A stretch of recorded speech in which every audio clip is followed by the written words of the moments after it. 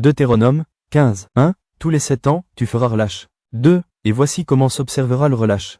Quand on aura publié le relâche en l'honneur de l'Éternel, tout créancier qui aura fait un prêt à son prochain se relâchera de son droit, il ne pressera pas son prochain et son frère pour le paiement de sa dette.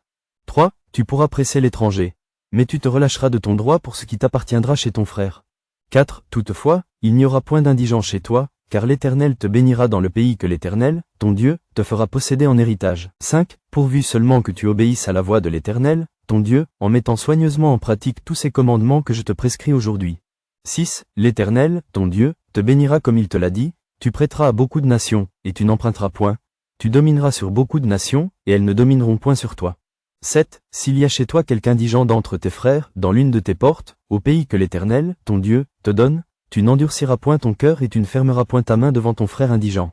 8. Mais tu lui ouvriras ta main, et tu lui prêteras de quoi pourvoir à ses besoins. 9. Garde-toi d'être assez méchant pour dire en ton cœur, la 7e année, l'année du relâche, approche. Garde-toi d'avoir un œil sans pitié pour ton frère indigent et de lui faire un refus. Il crierait à l'Éternel contre toi, et tu te chargerais d'un péché. 10. Donne-lui, et que ton cœur ne lui donne point un regret. Car, à cause de cela, l'Éternel, ton Dieu, te bénira dans tous tes travaux et dans toutes tes entreprises. 11. Il y aura toujours des indigents dans le pays. C'est pourquoi je te donne ce commandement, tu ouvriras ta main à ton frère, au pauvre et à l'indigent dans ton pays. 12. Si l'un de tes frères hébreux, homme ou femme, se vend à toi, il te servira 6 années.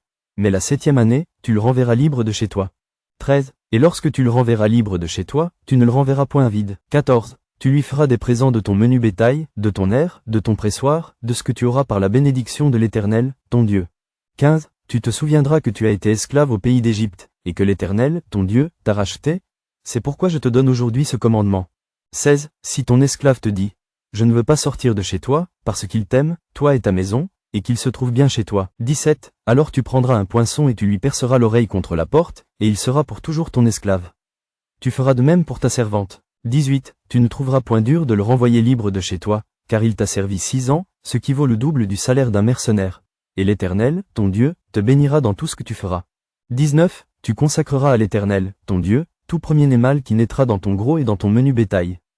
Tu ne travailleras point avec le premier-né de ton bœuf, et tu ne tondras point le premier-né de tes brebis. 20. Tu le mangeras chaque année, toi et ta famille, devant l'Éternel, ton Dieu, dans le lieu qu'il choisira. 21. S'il a quelque défaut, s'il est boiteux ou aveugle, ou s'il a quelque autre difformité, tu ne l'offriras point en sacrifice à l'Éternel, ton Dieu. 22. Tu le mangeras dans tes portes. Celui qui sera impur et celui qui sera pur en mangeront l'un et l'autre, comme on mange de la gazelle et du cerf. 23. Seulement, tu n'en mangeras pas le sang. Tu le répandras sur la terre comme de l'eau.